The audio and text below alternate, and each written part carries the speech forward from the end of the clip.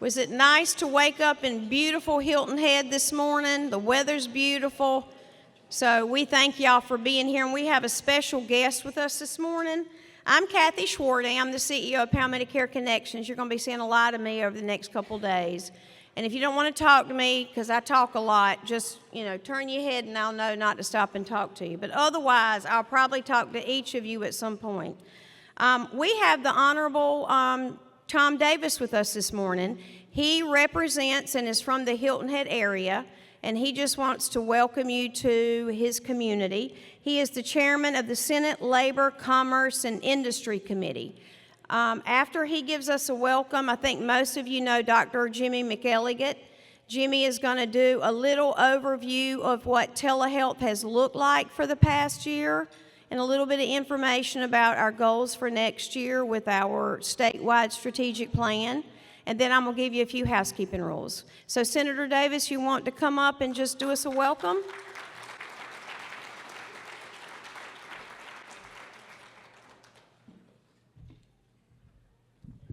Well, I will start by saying welcome to Hilton Head Island, which is my Senate district.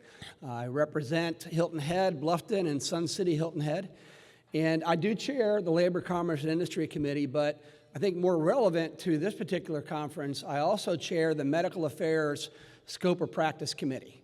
And in that space, I look at how do we make healthcare markets work? How can we have healthcare providers practice to their full scope of competency, whether you're talking about nurse practitioners, physician's assistants, certified medical assistants, making sure that supply side is healthy, because I believe that whenever you have competition on the supply side and you've got choice on the demand side, you get a better service or product at a lower cost.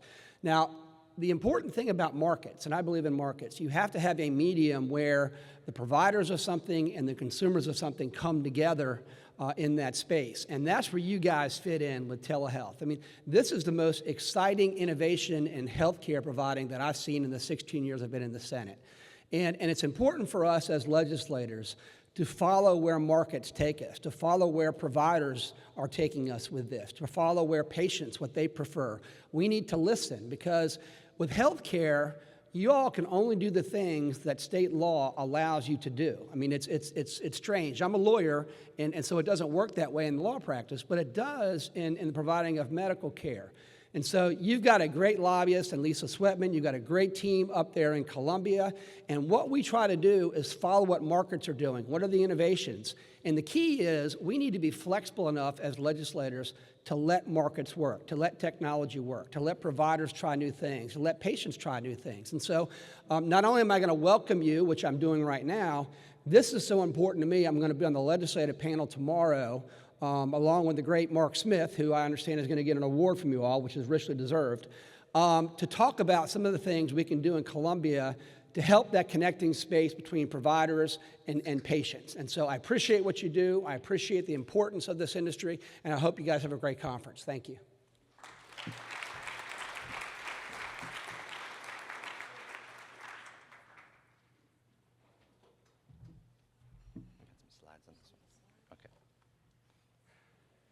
Hello, everyone. Good morning. Who's, maybe show of hands, anybody first time here? Wow, that's a lot. We have first-timer buttons. Make sure they get one. If you're not wearing a button, she's going to find you. Well, she won't find you. I don't know what to do. No, happy to be here. Well, I'm Jimmy McElligott. Kathy and I have been doing this so long that I think we assume we know everybody, but obviously we don't. So thank you for being here.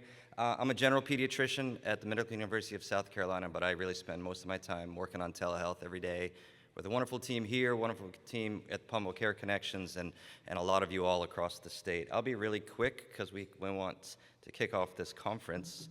The South Carolina Telehealth Alliance is a few different things, but I think the most important thing to take home is that it is a collaboration and a plan for our state that has been going for a good 10 years or so. And it's one of the reasons that we have so much telehealth in our state is that we collaborate. We've been recognized nationally over the years for our collaboration. So we get together, we have a plan, we refresh it every year, we try to fill in the map and reach the different parts of our state and the different citizens that we have. And maybe that sounds like common sense, but it's a lot of work, and it's really has to do with everyone in this room. And so it's really important that we refresh what we do, and we have a party with Palmo Care Connections Summit every year. So welcome. There is a strategic planning framework. I won't go into all of this in the interest of time, but as you listen to different speakers, I would encourage you to think about where does this fit into a master plan. You'll hear a lot about innovative programs, about changing payment models, and about different ways that we're trying to reach folks. But there's also a lot of champion programs that sometimes you hear less about because they've been going so well and so strong for a while. As you think about it, we try to get care out. We are very robust, densely populated in the inpatient setting, maybe one of the most advanced in any rural state or states across the country in how much inpatient work we do. Lots of virtual urgent care and primary care is a focus, and health equity. So you'll see these.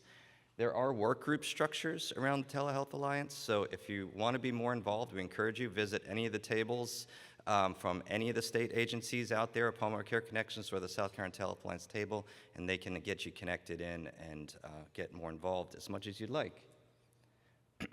So these are the numbers that are reported, and I'll just say it's, it kind of scratches the surface of all the telehealth happening there, but those who are contributing to the statewide plan that are gracious enough to submit numbers in, there's a lot of interactions going on in our last year's report. What I would say is the projections are that telehealth is going to increase. There was a huge increase because of the pandemic. And, it's kind of interesting. Now when I talk to medical students and other students that are graduating, I say, before the pandemic, and they glaze over. They're like, there wasn't a time before the pandemic.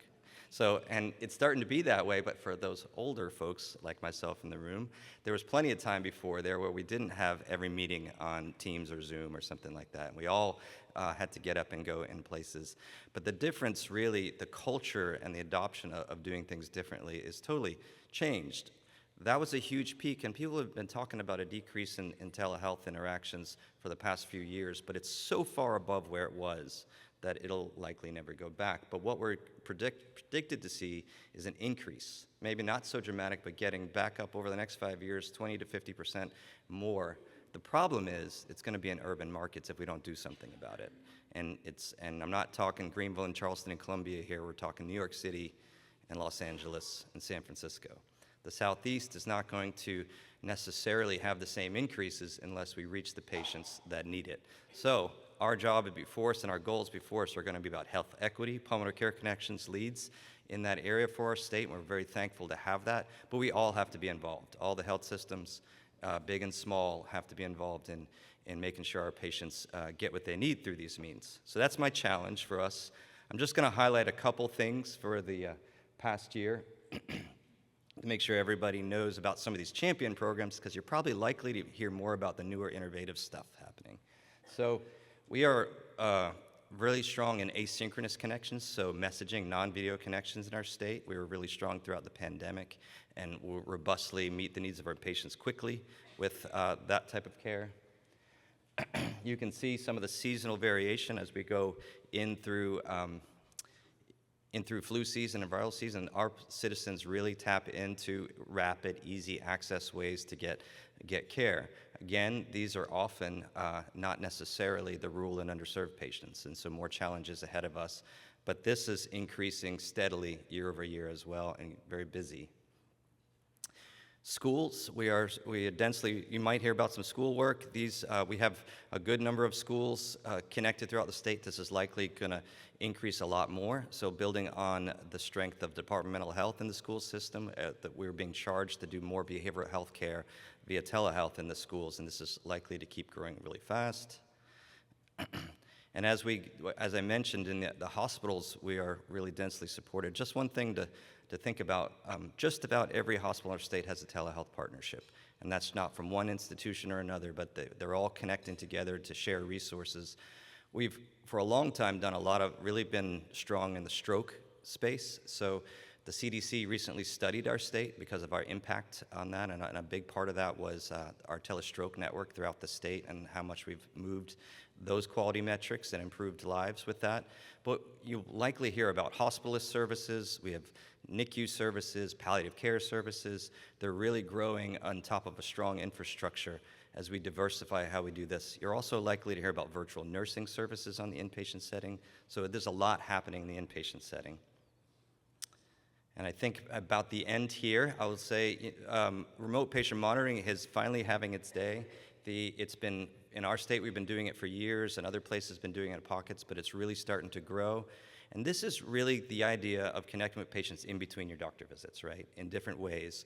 What we're likely to see is a lot more diabetes and hypertension monitoring, but you're also going to hear about behavioral health monitoring and in the soon-to-come musculoskeletal disease monitoring. So ways of asking questions or getting information from a patient in between visits that is billable now, and that as a state we are well poised to take care of our patients even more so. So I look forward to everyone hearing about these different elements. The other thing is we should also celebrate the advances that our legislature and our Medicaid entities and Blue Cross Blue Shield have made lots of great advances in the past year. This is some detail. If you have more questions, don't ask me, ask Sonia and some other people in the work group. But we've really, that's just true, I'm just joking, I memorized it all. So we've really made advances in our state to not be regulatory overly restrictive to advance telehealth in our state, as you heard Senator Davis talk about. Medicaid has made great strides advancing policies and payment for different provider types or registered dietitians, behavioral health collaborative care codes. It's really a lot of movement happening now, and it's because we come together, it's because we have this plan, it's because we have a united voice. So thanks, everyone. I'm going to give it back to Kathy and get you ready for the conference.